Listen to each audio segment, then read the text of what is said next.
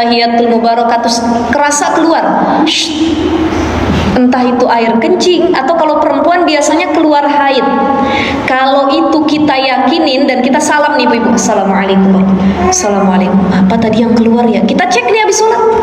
Ternyata ketika tahiyat akhir yang keluar itu darah haid, maka tadi sholatnya batal dan harus diqadha. Tapi kalau keluar darah haidnya setelah salam, sholatnya sah, tidak perlu diqadha. Ibu salam nih, Assalamualaikum warahmatullahi. Assalamualaikum warahmatullahi. Baru ngangkat tangan doa. Apa ya nih? Keluar. Paling keputihan ataupun sisa air istinja cebok gitu ya. Kemudian ke kamar mandi, pas dilihat darah haid, maka haid tapi tadi tidak mengganggu sholatnya karena sudah salam. Tapi kalau itu berada pada waktu sholat, Ibu, kita nggak boleh bohong. Pokoknya udah sholat deh tadi, nggak usah dikodok lagi, nggak usah. Orang tahiyat akhir mau salam tadi. Dan kalau kita merasa seyakin-yakinnya keluar sebelum mengakhiri sholat, maka itu haid dan wajib untuk mengkodoknya. Ya, ibu-ibu pernah saya bahas ya. Jadi kalau orang haid itu ada qadha sholatnya kalau dia keluar haidnya pada waktu sholat dan dia belum melaksanakan sholat. Contoh, ibu-ibu ngambil wudhu.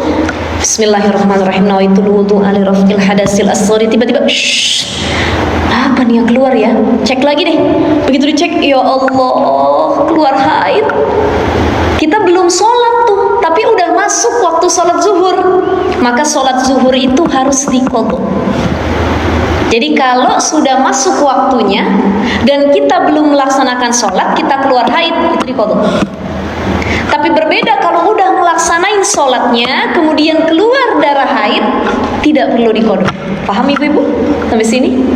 Jadi syaratnya adalah belum melaksanakan sholat dan udah masuk waktu sholat, wajib qadha. Gitu, ya. Kita flashback lagi, ingat-ingat lagi udah berapa kali yang saya tinggalin ya. Begitu mau sholat haid, nah itu berarti harus diqadha gitu ya, ibu ya.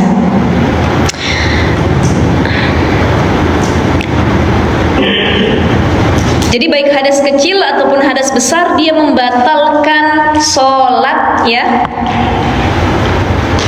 Sekalipun itu berada pada orang yang punya daimul hadas.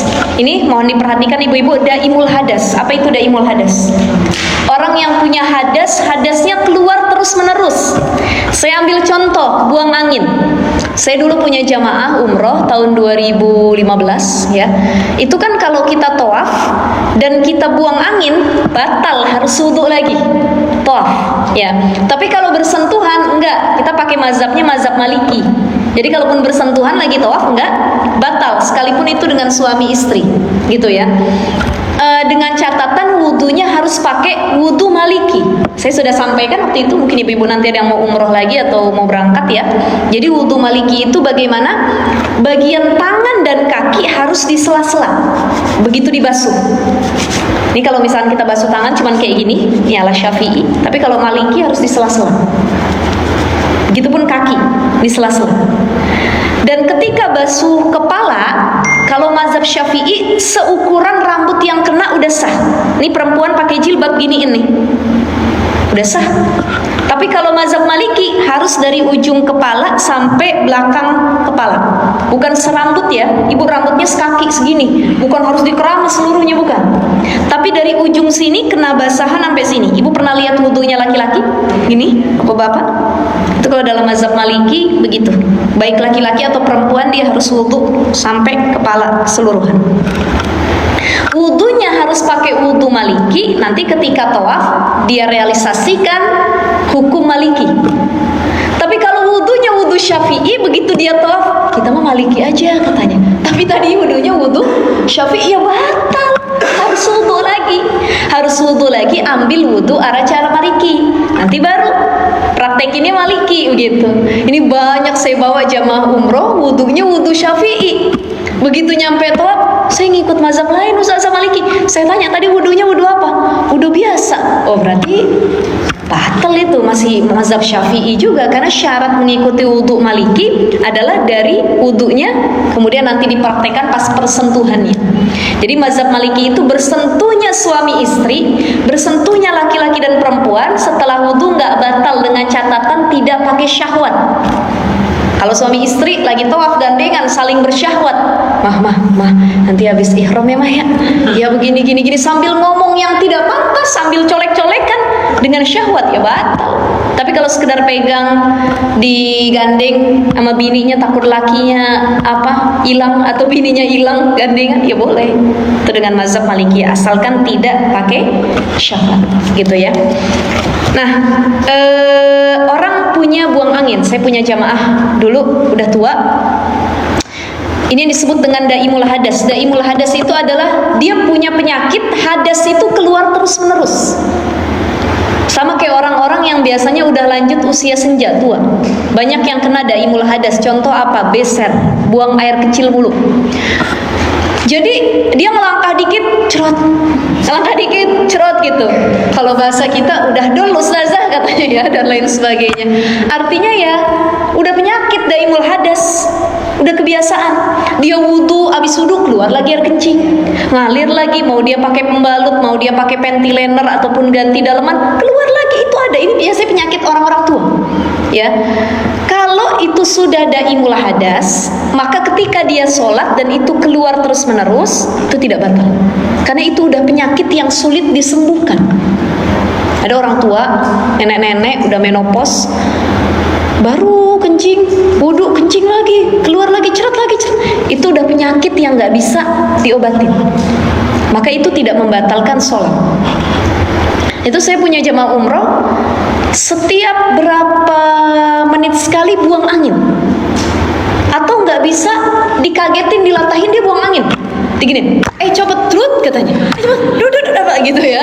Itu ada, itu sudah daimul hadas, udah nggak bisa sembuh tuh, udah kebiasaan, bukan kebiasaan, penyakit, emang nggak bisa disembuhin. Maka yang seperti ini dia usaha berwudu terlebih dahulu. Nanti kalaupun dalam sholat dia terus keluar, berapa detik sekali keluar, berapa detik, ya itu udah daimul hadas, itu dima'fu, tidak membatalkan sholat. Tapi beda sama kita yang nggak punya penyakit daimul hadas. Ya kita buang angin mungkin sehari 5 kali, ya nggak sholat 5 detik sekali atau 1 menit sekali. Maka kalau keluar buang angin saat sholat, buruan kita wudu lagi, batalin wudu, jangan ditahan. Jadi penyakit ibu-ibu. Ada orang pengen buang angin dari rakaat pertama, udah mana zuhur 4 rakaat, ditahan tuh buang angin sampai akhir rakaat keempat. Bismillahirrahmanirrahim. Alhamdulillahirabbil alamin. Tuh badan udah nggak karuan tuh gerakannya, saking takut dia keluar ya. Begitu lagi tahiyat, at-tahiyat, Allahu akbar. Udah saya tahan dari rakaat pertama, keluar sebelum tahiyat. Kan makruh jadinya hukumnya. Jadi nggak tenang, sholat kita nggak khusyuk gara-gara nahanin si buang angin, gitu. Jadi kalau memang sudah sesak banget, udah nggak bisa ditahan, batalin, nggak apa-apa. Nanti wudu lagi, gitu ya. Jadi seperti itu ibu-ibu. Ini hadas. Bagi orang yang daimul hadas, maka dia tidak membatalkan sholat. Tetapi pengecualiannya, audaimil hadasi ghairi hadisihi daim. Misal, ada bapak-bapak yang saya ceritakan tadi, dia punya penyakit hadas nggak bisa berhenti itu buang angin. Penyakit dia nggak bisa berhenti itu buang angin. Tapi ketika sholat dia keluar air kencing. Kira-kira air kencingnya ini membatalkan sholatnya atau tidak? Batalkan nggak? Batalkan nggak ibu-ibu? Batal dong. Karena yang penyakit dia itu bukan air kencingnya, tapi buang anginnya. Jadi jangan mentang-mentang saya mau buang angin aja nggak batal, berarti kencing pun saya nggak batal. Enggak. Karena yang sudah jadi kebiasaan daimul hadasnya yang tidak bisa disembuhkan adalah buang anginnya. Maka kencing ataupun yang lainnya tetap batal. Gitu. Selain daimul hadas, selain kebiasaan yang dia keluarkan, gitu ya. Ada pertanyaan sampai sini, Bu-ibu? Seputar sholat? Iya. Ada nanah gitu kan udah diganti. Itu ada penutup lukanya. Itu nggak masalah. Yang penting ketika sholat, misalkan dia tidak bisa terkena air nih ketika wudhu, tetap basuh saja di atas area lukanya itu. Tapi kalau dia nggak masalah kena air, ya basuh saja lebih baik lagi gitu ya. Cuman kan ada luka yang kalau kena air makin banyak ya, makin susah kering gitu. Nah itu cukup nanti di atas perbannya saja gitu. Nah itu tidak membatalkan. Sekarang kita bahas di yang kedua. Tadi itu hadas ya. Hadas keadaan. Jadi kalau dalam diri kita tiba-tiba keluar sesuatu, baik air kencing, mohon maaf, atau air besar. Tadi bahasa kitanya apa sih? Cepirit ya di sini ya. Cepirit ya. Kalau bahasa kampung suami saya Sumatera Utara itu bukan cepirit tapi tekincit bahasanya. Jadi beda-beda bahasa ini ya. Itu kalau bahasa orang Sumatera itu. Tapi kalau bahasa orang sini punten ya, bukan jorok ya ibu-ibu ya. Tapi ini bahasa kadang punten, mohon maaf, ada buang angin yang memang ngeluarin bendanya. Niatnya buang angin tapi bendanya keluar juga gitu ya. Maka itu juga membatalkan sholat gitu. Kalau tadi hadas yang ada dalam diri kita, yang kedua, biwuqu'in najasati illam tulqa halan min ghairi hamlin, al makna anna salata tabtulu aidan, bahwasanya salat juga batal ya, bihudusin najasati ghairil ma'fui anha ala badanil musalli, jika terkena najis yang tidak dimaafkan. Nanti kita bahas yang tidak dimaafkan. Ala badanil musalli aw saubihi, baik pada badan orang yang sholat atau pada baju sholatnya. Jadi kalau perempuan mukenanya, jilbabnya, ataupun pada kulitnya langsung, badannya langsung ya. Illam yunahiha qabla mudi aqallat tuma'ninah. Jadi jika tidak disingkirkan secara langsung ya, illam yunahiya, jika tidak disingkirkan secara langsung, qabla mudi aqallat tuma'ninah, sebelum waktu minimal tuma'ninah. Jadi ada waktu, dikasih kesempatan untuk nyingkirin itu najis, yaitu waktu tumakninah. Tumakninah tuh waktunya gimana sih? Berhenti sejenak. Ibu pengen ruku dari itidal nih, sami Allahu liman hamidah, Rabbana Allahu akbar. Itu kan waktunya sebentar tuh. Jadi kalau sudah melewati waktu tumakninah, maka dia dapat membatalkan sholat. Jadi kalau kejatuhan najis harus disingkirkan buru-buru. Saya ambil kasuistik contoh. Ibu lagi sholat, tiba-tiba ada cicak, dia beranak ke mukena kita. Kita ngelihat nih depan muka, tak, jatuh. Buru-buru disingkap, gitu. Ya, buru-buru untuk disingkap. Jadi seperti itu. Fa innaha qabla dzalika, apabila disingkirkan sebelum itu, kan kanat siyabisatan wa nafadha saubahu halan, kalau keadaan najisnya itu kering ya, wa nafadha saubahu halan, dan pakaiannya langsung dikibaskan saat itu juga. Jadi gini, keadaannya kalau itu kering, dia jatuh ke pakaian kita langsung kibasin, begitu. Awrotobatan, kalau itu najisnya basah, nggak kering, ya. Wa alqaha bima waqa'at alaihi halan min ghairi qabdin, dan najis yang basah itu terkena pakaian tadi, maka langsung dihempaskan, dilemparkan, min ghairi qabdin lahu wala hamlin, tanpa kita pegang langsung atau kita ambil itu najis. Jadi gini ibu-ibu, itu ada tai cicak jatuh ke sini ibu, nih lagi begini nih, jatuh ke sini ibu. Jadi jangan ibu keluarin tangan, ibu sentil, jangan, itu kena tuh sama kita, jadi najis, ya. Atau kita ambil, bukan kita sentil, kita ambil itu tai cicaknya, jangan. Tapi cukup dikibasin, kibas gitu. Jadi seperti itu cara untuk ketika najis itu jatuh ke badan kita ataupun ke pakaian kita. Jadi kalau ke badan tuh jarang ya, biasanya ke mukena jatuhnya. Ini permasalahan sholat, silahkan kalau ada yang nanti mau bertanya ya ibu-ibu ya.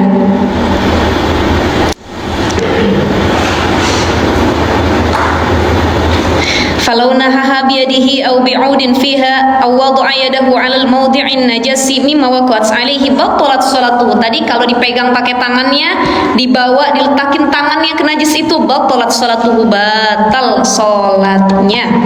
Wa hadhihi al-khislatu saniyatu min khisalil lati tabtulu biha shalah. Jadi yang kedua, adanya najis yang tidak dimaafkan ya pada badan ataupun pakaian kita.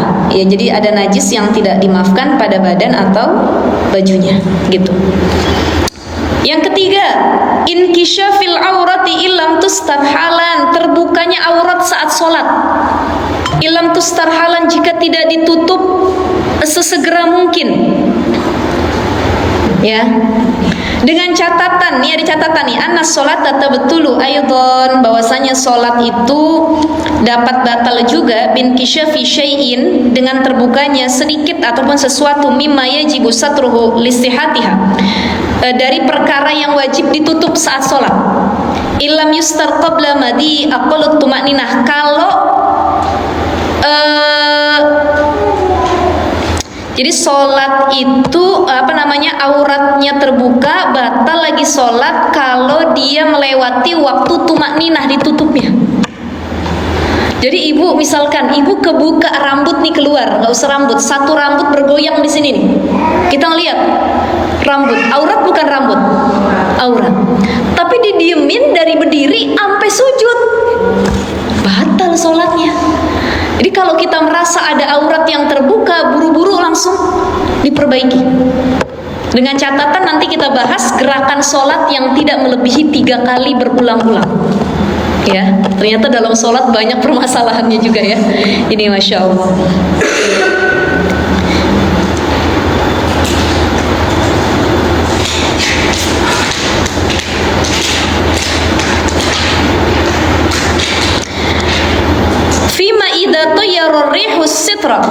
Dan ibu-ibu, syarat aurat kita keluar dan gak batal kalau kita langsung benerin tuh auratnya ditutup, catatannya adalah kalau aurat itu terbukanya karena angin. Fa in tayyaraha ghairuhu darra wa in sutira halan, kalau aurat kita terbuka bukan karena angin tapi ulah manusia, maka batal sholatnya.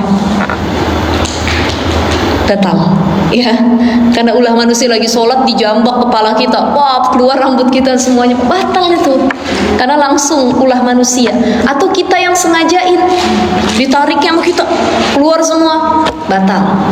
Tapi kalau gara-gara angin, ya, atau ibu lagi sholat, anak-anak tuh sering, dia lagi sholat, tiba-tiba dipelorotin rok sholatnya itu, rok mukenanya, ini zaman-zaman kecil nih ya, lagi sholat pelorotin.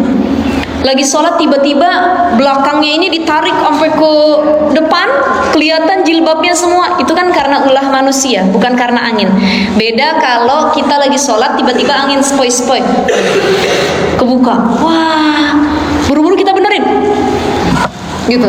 Nah itu karena angin tidak membatalkan sholat. Ada pertanyaan sampai sini? Yang dikatakan angin itu angin alami atau apa saja, mau angin alami, mau kipas angin, mau angin AC, itu kan angin. Ya namanya semua angin gitu ya. Jadi semua angin itu tidak membatalkan sholat. Tapi beda kalau itu gerakan kita sendiri ataupun yang lainnya, itu membatalkan sholat kalau tidak buru-buru ditutup. Ya, lagi sholat malah dibuka sama anak kecil, ini banyak nih kayak yang sama anaknya dibuka dan lain sebagainya gitu ya. Jadi nanti kita lihat seperti itu. Yang keempat, an-nutqi bi harfaini aw harfin mufhimin amdan. Lagi sholat ngomong, bicara. Jadi yang membatalkan sholat juga, anna sholat tatabtulu aidan binutqil musalli wa huwa amidun. Yang membatalin sholat juga bagi orang yang sedang sholat adalah dengan binutqil musalli. Orang sholat ini ngomong dalam sholatnya.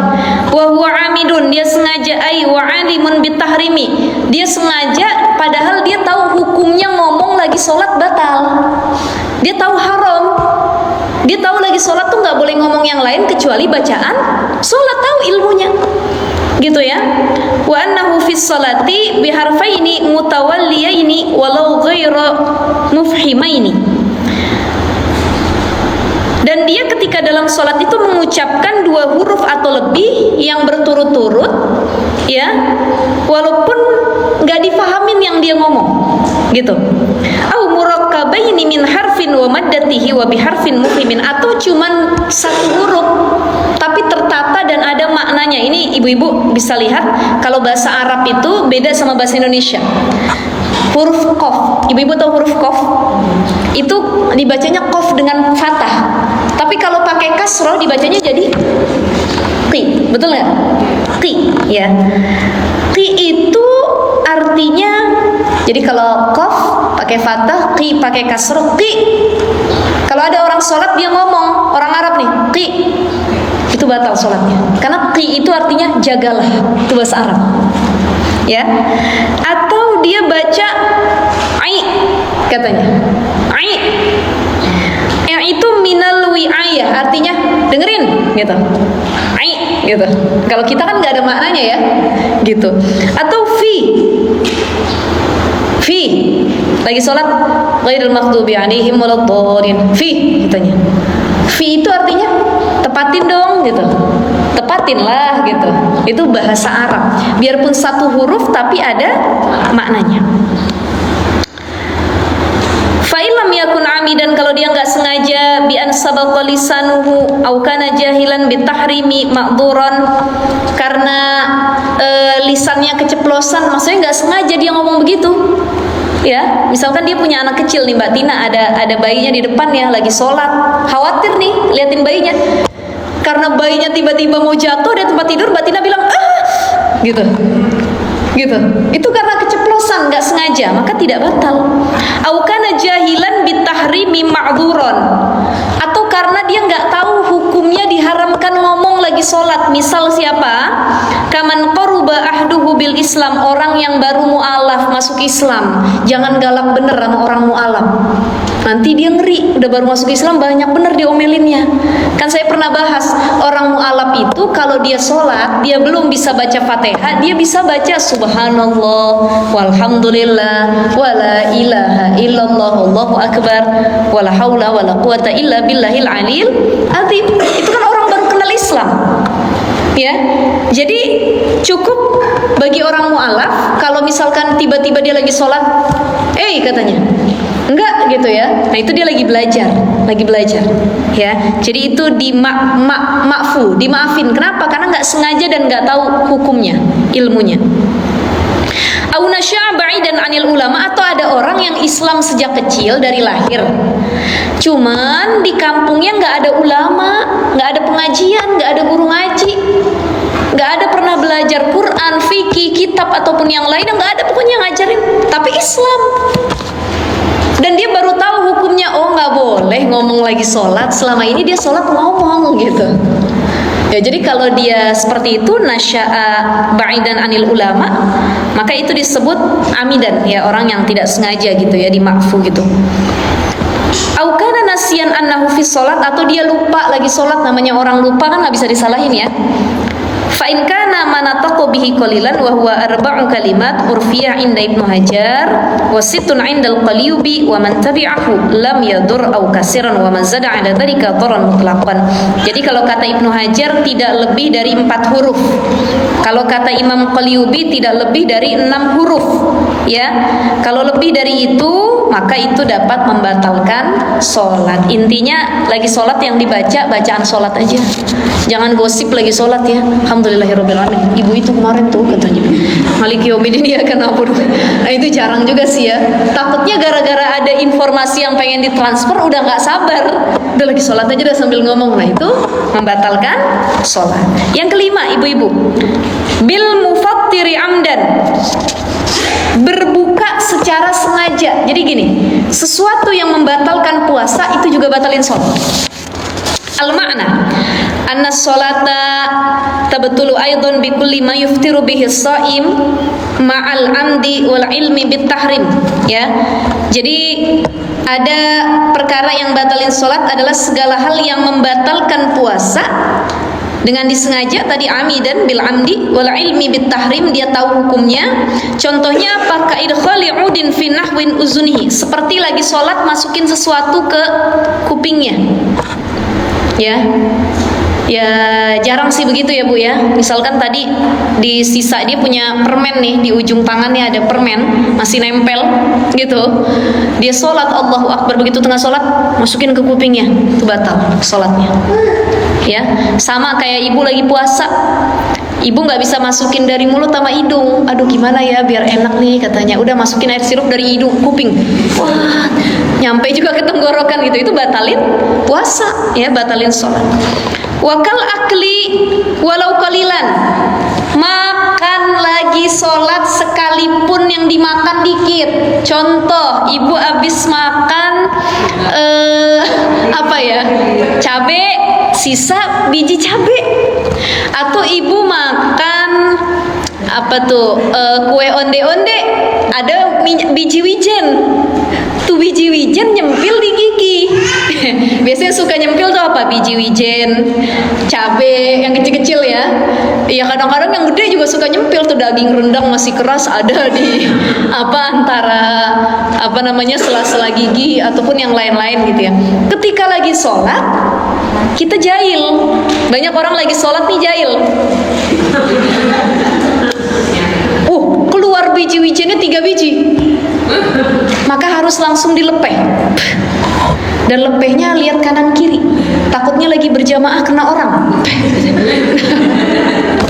Jadi lepehnya lepeh yang ini saja, yang soft gitu. Kalau bisa jatuh ke kita sendiri gitu ya. Itu harus langsung dilepeh. Kalaupun nggak mampu untuk dilepeh, ditahan saja tapi jangan sampai tertelan. Ibu tahan nih sampai akhir gitu ya. Kalau itu tertelan, jadi gimana ya? Kalau itu tertelan dengan tidak sengaja sih, nggak sengaja, itu nggak batal.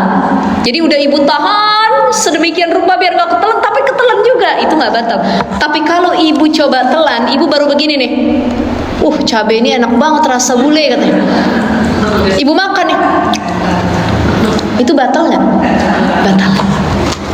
Kalau sengaja, ya sekali lagi tapi kalau nggak sengaja nggak batal.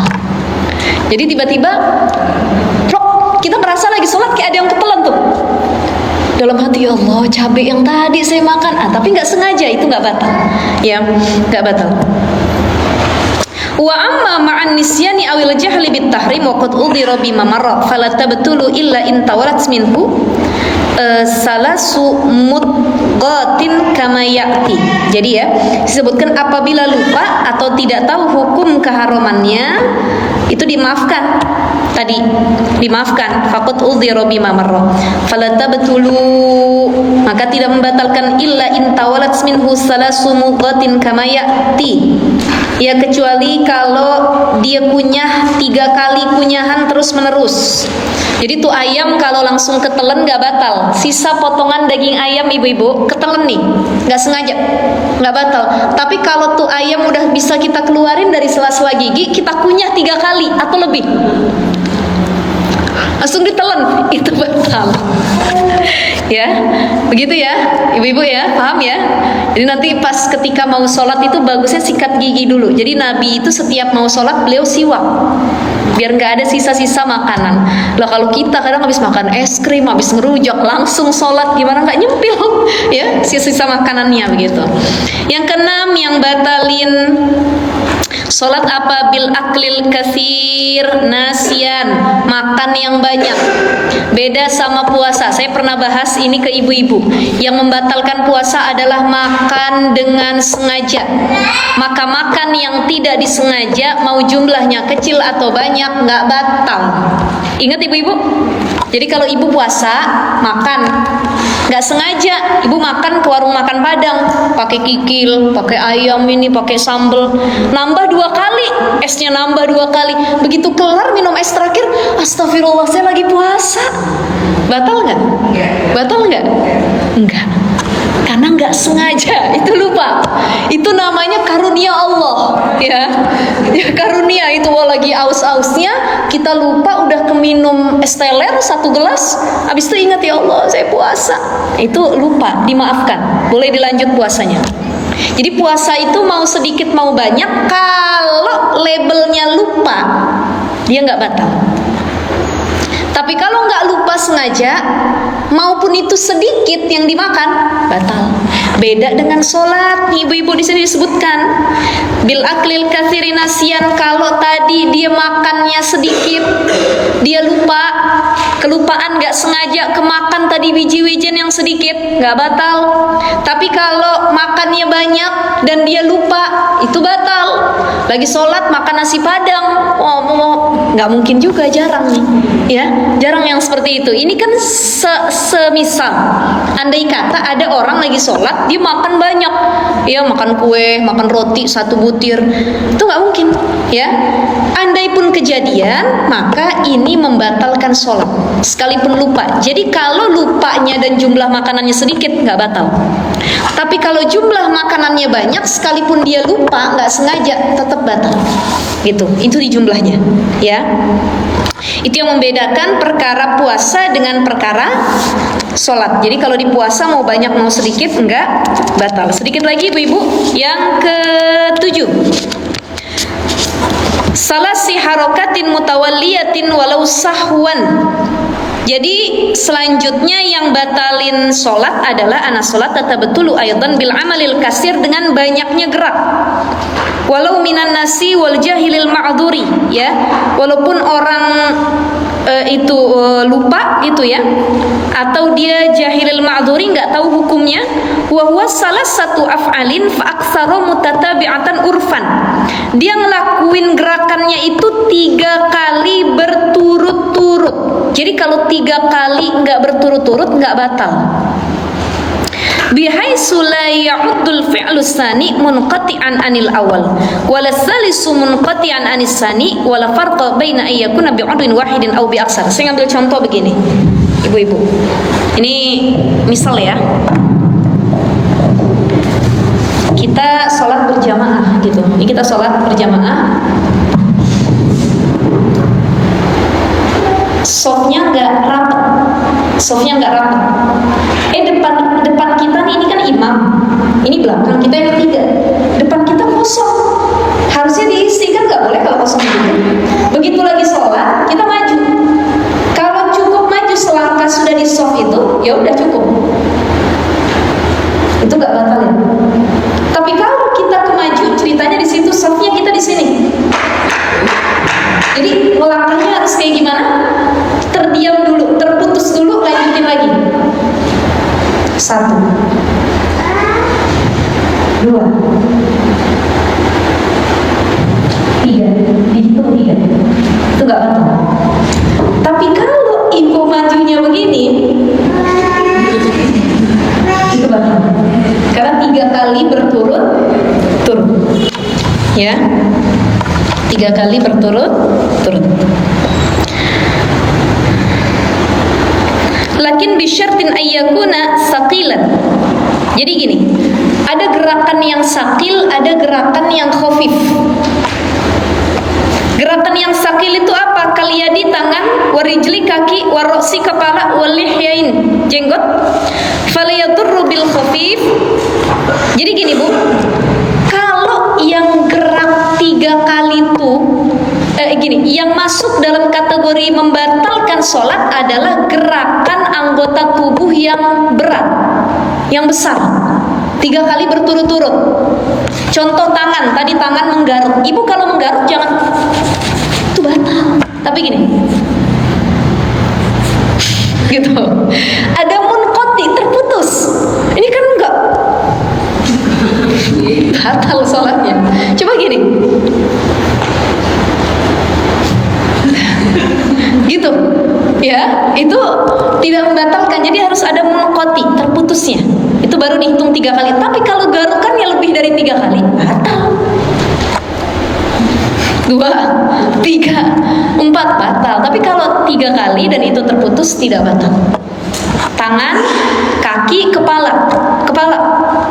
1, jangan pegel nih kepala. kepala ibu lagi sholat gitu ya, nah, itu batal. Tapi kalau 1, 2 gitu kan, itu harus terputus. Jadi apa saja yang masuk dalam kategori anggota badan yang sakil, yang berat, dan itu kalau kita melebihi 3 kali batal. Tangan, kaki, kepala, ya, tangan, kaki, kepala, dan rahang, leher maksudnya, dagu. Nah kan maksudnya kita gerakin ini kan, bukan kepala aja gitu. Fala yadurru bil khafif, tapi nggak batal nih anggota-anggota yang ringan, kal asabi'i wahdaha wal ajfani wasyafati walau miraran muta'addidatan mutawaliyatan. Dia nggak batal perkara yang kecil, contoh jari ibu gerak lagi sholat, bismillah, digerak nih jari, nggak batal. Atau bulu mata, masa iya sholat kita begini? Mau ditahan nggak bisa itu sampai 4 rakaat. Jadi mata nih gerak, itu nggak batalin. Gitu. Atau mulut,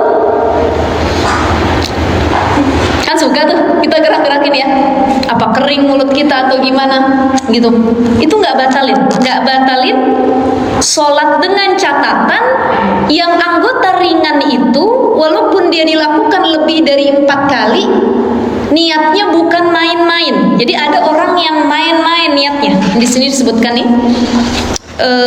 hada kulluhu ma lam yaqsidil la'iba wa lam yakun daruriyan la yaqdiru ala tarkihi kahikatil jarabi wa illa darafil ula mutlaqan, ya. Hada kulluhu ma lam yaqsidil la'iba. Jadi kalau niatnya bukan main-main nggak batal tadi. Ini mata nih. Ini ada bayi depan, kita sholat, mata kita gini, batal. Atau lagi sholat bercanda sama suami, kata suami, kalau pengen apa tas baru, kedip, lagi sholat kedip gitu ya. Nah itu kan bercanda juga ya. Atau sama anak bercanda juga, itu batal karena niatnya bermain-main. Atau mulut, lagi sholat tapi nyinyirin orang.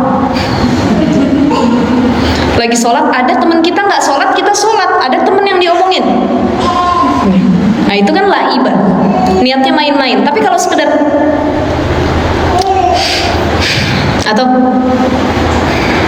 itu nggak batal. Jadi mata, mulut, apalagi tadi asabi, jari bergerak, ya. Sampai lebih dari 3 kali. Nggak apa-apa kalau batuk itu ya. Yang penting gerakan badannya yang harus ditahan. Jangan sampai dia batuk sampai dia menari-nari, ya batal itu. Cukup ditahan gitu ya, seperti itu ya. Itu kalau batuk ya. Jadi pentingnya tuh digerakannya. Kalau tadi kan mulut, batuk itu bukan gerakan sebenarnya ya. Seringkali tanpa kita sadari Nah ini kalau dia melebihi dari 3 kali itu membatalkan. Itidal ya, itidal. Maka kalau saya diajarin sama guru saya begini, kalau kita bangkit dari ruku tuh sami Allahu liman hamidah. Ini kan tangan biasanya gini, ya. Dan nggak ada anjuran juga untuk begini. Tapi kalau guru saya ngajarin begini aja biar tidak melakukan gerakan yang lainnya. Kalaupun tetap mau gini silahkan, cuman harus diperhatikan untuk tidak bergerak. Karena ada sami Allahu liman hamidah. Kayak anak-anak loh. Kalau kita udah dewasa, padahal tidak boleh melebihi gerak 3 kali berturut-turut gitu ya. Nah itu amannya kalau saya begitu, sami Allahu liman hamidah. Kalau melebihi 3 kali berturut-turut dan tanpa ada terputus, batal itu. Kalau kita mikir nggak apa-apa, tapi kalau kita ikut gerak kita batal juga gitu ya. Setelah sholat baru dikasih tahu, Bu, kalau bisa jangan kayak gitu, nanti dapat membatalkan sholat. Tuh. Kita mikir aja nggak apa-apa, namanya hati ya Bu ya, betul nggak? Kalau hati itu kan berkaitan dengan kekhusyuan. Lagi sholat aja mikirin cicilan, ya Allah ini 500 tambah 700 begini. Itu lagi sholat tuh. Padahal lagi baca Fatihah, akhirnya Fatihahnya ngambang kemana-mana ya, surahnya lupa. Kadang lupa rakaat sholat ini udah 4 atau udah 5, jangan 5 nih, atau masih 3 nih gitu. Gara-gara hatinya yang nggak khusyuk.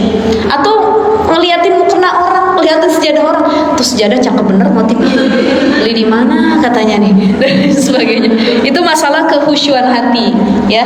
Ini tidak membatalkan sholat, cuma kurang afdhaliyah aja karena khusyuknya kurang gitu, kurang utama sholat kita. Pas itu sampai akhir nahan buangan Boleh saja, yang penting dia bisa menahan dengan sebaik mungkin, cuman kata para ulama hukumnya makruh, dibenci.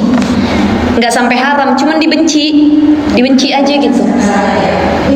Jadi at-tahiyatul mubarakatus. Ya, nggak masalah, cuman makruh itu dibenci. Bukan dapat dosa, enggak, cuman dibenci aja gitu. Kalau memang aduh tanggung kalau diulang lagi, udah ntar aja saya langsung salam ya nggak apa-apa gitu ya. Cuman yang tadi menyiksa itu kalau dari rakaat pertama sampai akhir gitu.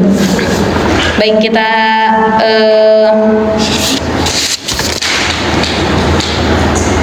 tadi sampai yang ke ini kita habiskan sedikit ya. Yang ke-8 wal wasbatil fahisyati, lagi sholat lompat. Lompat, ada tikus atau ada apapun yang kita takutin, batal sholatnya ya. Kemudian ad-darbatil mufritah, lagi sholat mukul atau nendang. Tadi ada tikus lewat kita tendang gitu ya, atau kita pukul, itu juga batal sholatnya ya. Yang ke-10 ziyadati ruknin fi'lin amdan, menambah rukun fi'li secara sengaja. Ana sholata tabtulu aidan bi ziyadati ruknin fi'lin fiha ma'al amdi ay wal ilmi bit tahrim ka ruku'i li ghairil mutatabi'ah wa qatli nahwi hayatin ya, sebagaimana disebutkan jadi contoh nambah rukun fi'li itu gerakan fi'li kayak gini. Contoh ibu-ibu, ketika kita berjamaah kita ngeduluin imam belum ruku, kita udah ruku duluan, itu batal ya. Au qatlin nahwi hayatin, atau di sini disebutkan qatli hayatin tuh bunuh ular lagi sholat, itu juga batal. Wa illam yatma'inna, tapi kalau itu walaupun apa disebutnya dia wa illam yatma'inna, kalau dia tanpa tumakninah, walam yataharrak salah harakatin mutawaliyatin, dan tidak bergerak dengan 3 kali gerakan yang terus menerus. Jadi maknanya gini, ada orang dia batal gara-gara gerakan rukunnya ditambah walaupun gak bergerak lebih dari 3 kali. Ya tadi ngedahuluin imam belum ruku kita udah ruku, imam belum sujud kita udah sujud, maka itu dapat membatalkan sholat ya. Ini dibahas di pembahasan selanjutnya. Jadi yang ke-10 tadi nambahin rukun fi'li secara sengaja. Yang ke-11 at-taqaddumi ala imamihi bi ruknainin fi'lainin wa takhallufi bihima bi ghairi uzrin. Yang dapat membatalkan sholat tadi ngedahuluin imam dengan 2 rukun gerakan 2 kali. Ini biar kita paham. Wa takhallufi, dan kita terlambat dari imam, ini juga dapat membatalkan sholat. Pertama, wa suratus sabab ayyahwiya lisujudi wal imamu qa'imun lil qira'ah. Masalah, kita udah sujud tapi imamnya masih baca Fatihah, sekali terhitung ya. Aw yarka'a qablahu, atau kita ruku sebelumnya 2 kali udah ngedahuluin imam, ruku duluan sujud duluan, batal sholat kita.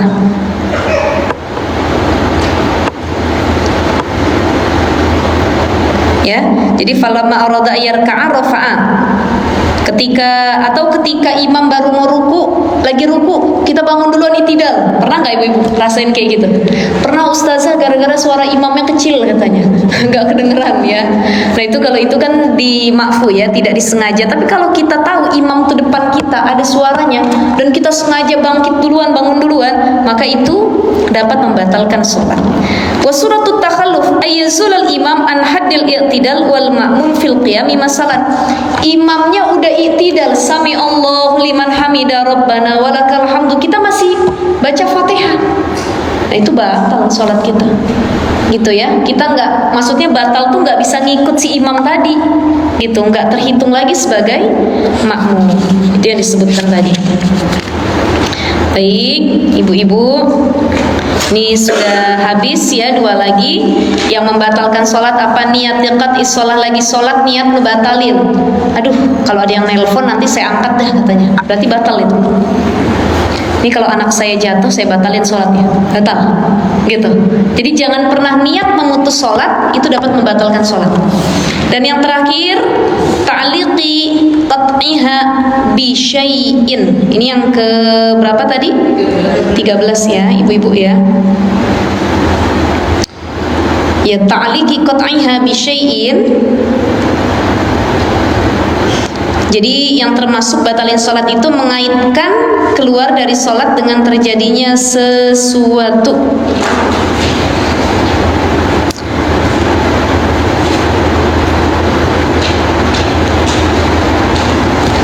Nih kalau di sini penjelasan ini kadang kurang apa ya?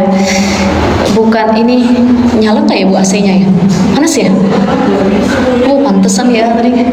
Saya juga merasa. Kalau tadi yang batalin niat mutusin sholat.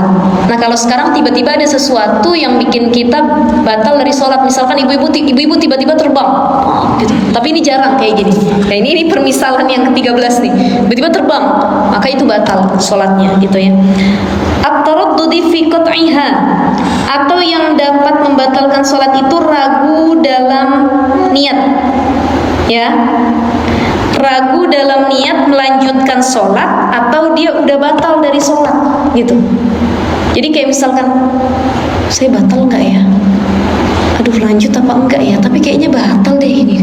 Nah itu sudah membatalkan sholat jika ada keraguan. Misalkan kayak tadi kita ngerasa buang angin nggak ya? Kayaknya buang anginnya saya ngerasa deh gitu. Atau terakhir buang air kecil. Jadi kalau dalam sholat ibu-ibu tiba-tiba keluar kayak cairan dari kemaluan. Kalau itu ada penekanan pas keluar, berarti itu air kencing dan batal sholat kita. Tapi kalau itu cuma ngerasa kayak aliran air, berarti itu bekas air cebok atau istinja yang kadang-kadang dia terkumpul di dalam area alat vital, kemudian keluar tuh, begitu sujud atau ruku, itu nggak batal. Jadi dilihat ada penekanan, ada kerasa penekanan atau tidak.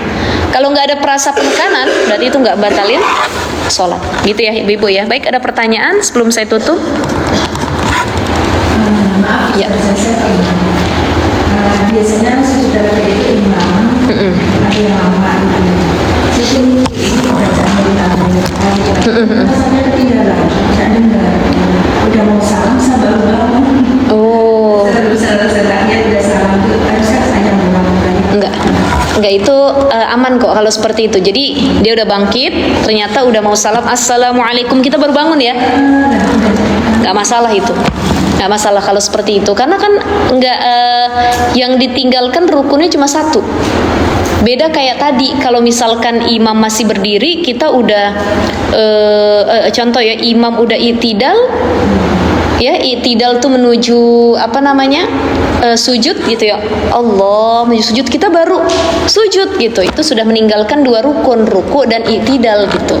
Tapi kalau kayak tadi nggak masalah, ini baca apa ya, imamnya kita ikut juga, dan pas kita ikut kita diem aja baca. Padahal di akhir sujud itu bagusnya memang diperbanyak doa.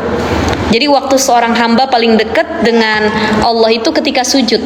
Ibu-ibu doa itu nggak mesti habis sholat. Assalamualaikum Allahumma rabbighfirli. Bahkan waktu paling bagus itu pas sujud. Jadi kalau kata guru saya, punya permintaan apa itu di sujud banyakin. Nah biasanya kalau saya sujud terakhir, di setiap sujud nggak apa-apa, bukan hanya sujud terakhir, semua sujud diperpanjang dengan menambah doa. Terlebih kalau doa itu adalah doa-doa dalam Al-Quran. Contoh, Rabbana hablana min azwajina Rabbi habli minas solihin. Atau doa istighfar, La ilaha illa anta subhanaka inni kuntu minal dhalimin. Saya biasanya kalau di sujud, saya tambahin itu istighfar Nabi Yunus, La ilaha illa anta subhanaka inni kuntu minal dhalimin. Saya baca di sujud, ya. Itu doa-doa yang bisa diperbanyak ketika sedang sujud. Jadi boleh-boleh saja seperti itu ya. Baik, ada lagi ibu-ibu? Ya. Buka rokaat,